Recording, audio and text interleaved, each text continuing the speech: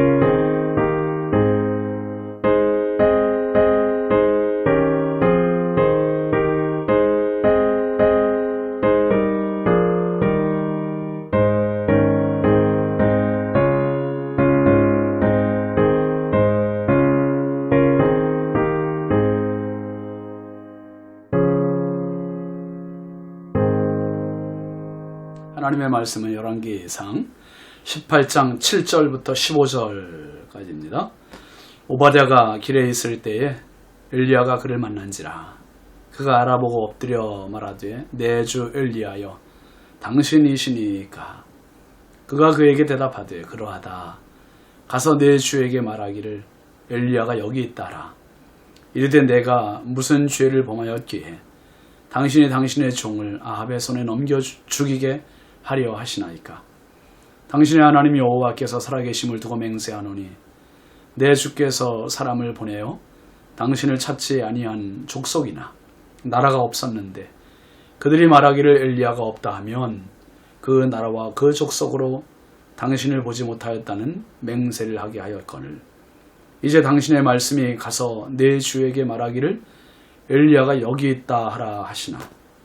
내가 당신을 떠나간 후에 여호와의 영이 내가 알지 못하는 곳으로 당신을 이끌어 가시리니 내가 가서 아합에게 말하였다가 그가 당신을 찾지 못하면 내가 죽임을 당하리이다. 당신의 종은 어려서부터 여호와를 경외하는 자라. 이세벨이 여호와의 선지자들을 죽일 때에 내가 여호와의 선지자 중에 100명을 50명씩 굴에 숨기고 떡과 물로 먹인 일이 내 주에게 들리지 아니하였나이까. 이제 당신의 말씀이 가서 내 주에게 말하기를 엘리야가 여기 있다 하라 하시니 그리하면 그가 나를 죽이리이다. 엘리야가 이르되 내가 섬기는 만군의 여호와께서 살아계심을 두고 맹세하노니 내가 오늘 아합에게 보이리라.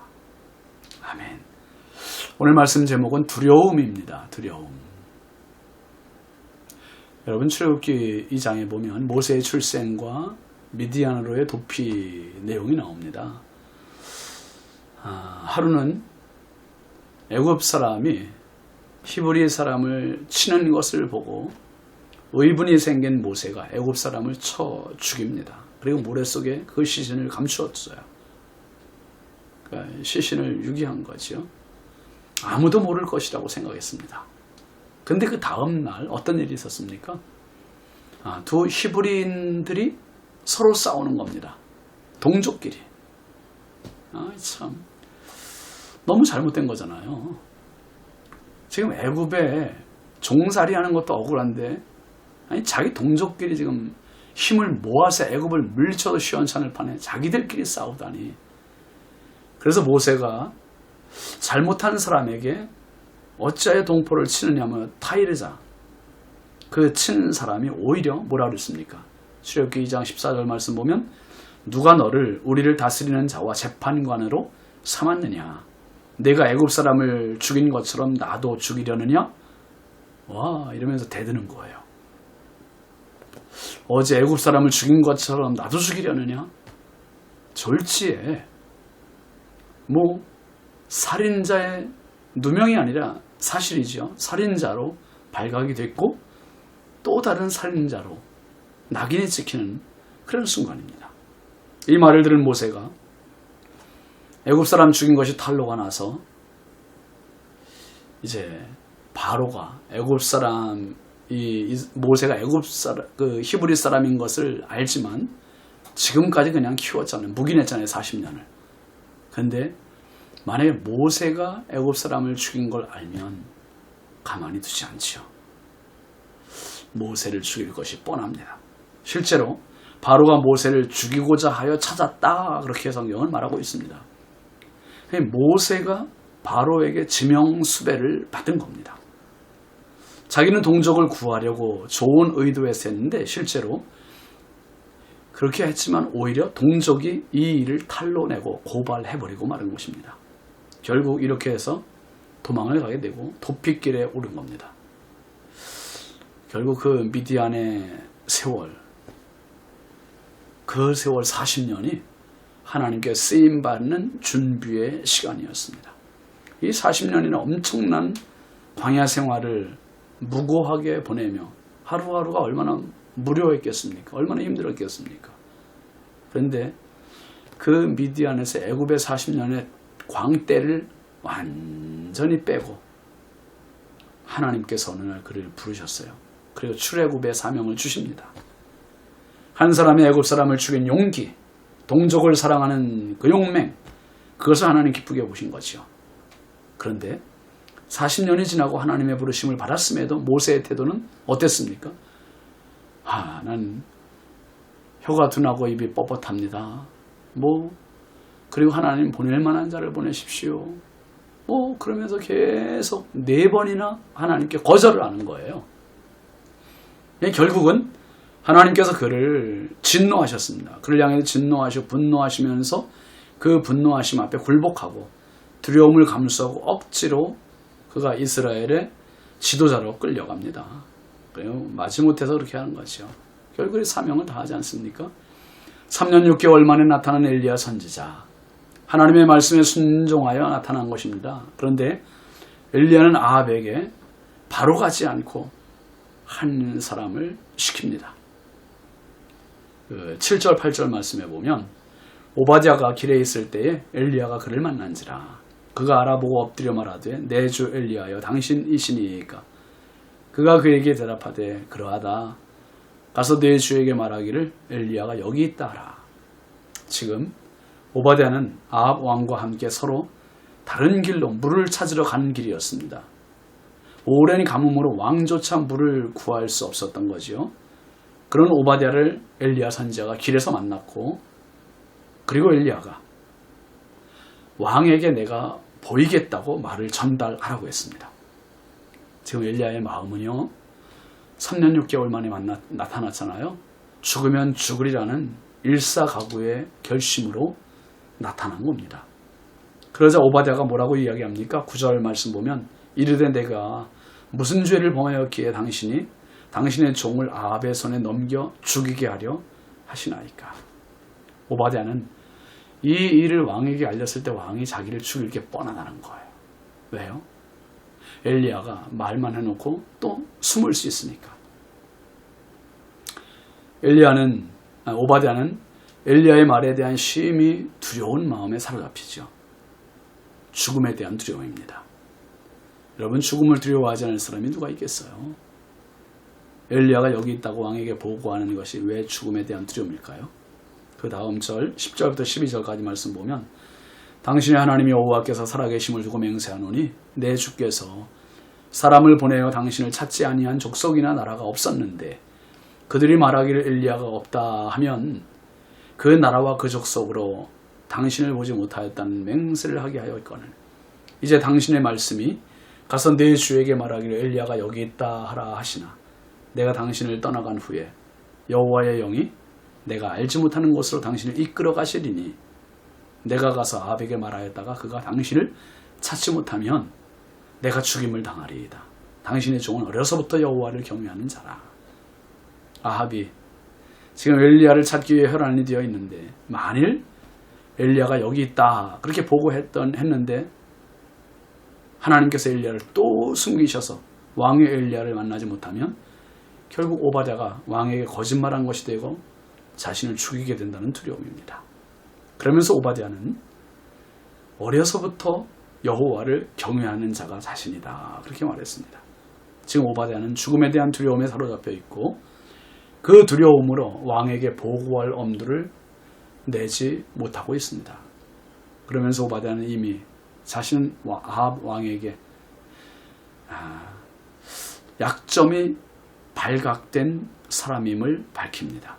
13절 14절 말씀에 보면 이세벨이 여호와의 선지자들을 죽일 때에 내가 여호와의 선지자 중에 100명을 50명씩 굴에 숨기고 떡과 물로 먹인 일이 내 주에게 들리지 아니하였나이까. 이제 당신의 말씀이 가서 내 주에게 말하기를 엘리야가 여기 있다 하라 하시니 그리하면 그가 나를 죽이리이다. 참 오바댜의 입장에 우리가 이해가 안 되는 부분이 아니죠.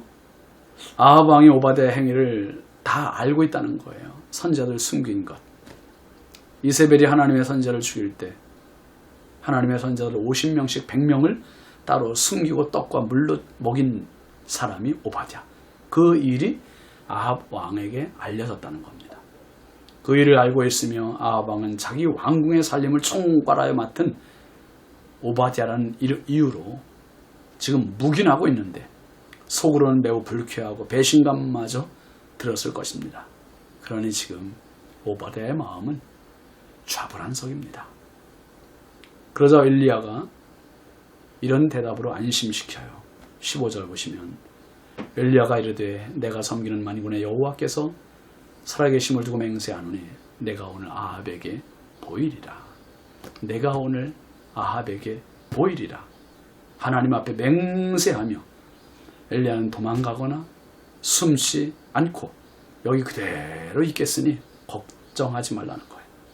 여러분, 사람은 두렵고 힘들게 하는 것들이 있습니다. 일입니다. 사건입니다. 사람입니다. 그런데요, 그것이 아니에요. 실제로 사람을 두렵게 하는 것은 일을 하고 있는 마음이에요. 사람을 만나는 마음이고 사건을 만나는 마음이고 사람의 마음이 사람을 두렵게 합니다. 그래서 성경은 이렇게 말하고 있습니다. 두려워하지 말라. 이사야 41장 10절 말씀 보면 두려워하지 말라. 내가 너와 함께 함이라.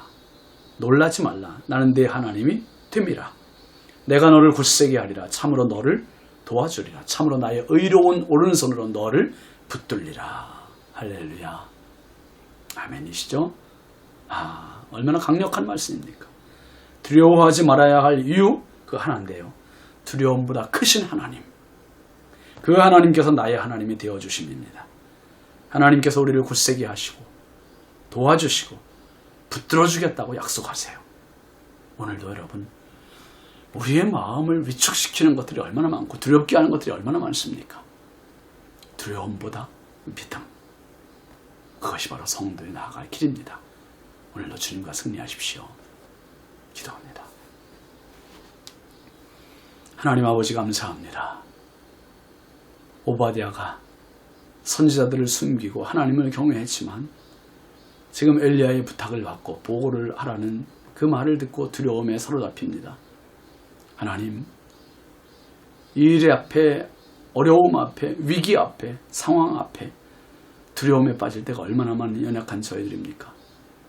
하나님 아버지, 하나님의 의로운 오른손으로 우리를 붙들어 주시고 함께 해주시고 오늘도 담대하게 나가는 복된 하루 삶 되게 하여 주옵소서. 예수 그리스도의 이름으로 축복하고 기도합니다. 아멘. 예, 오늘도 믿음으로 승리하십시오. 감사합니다.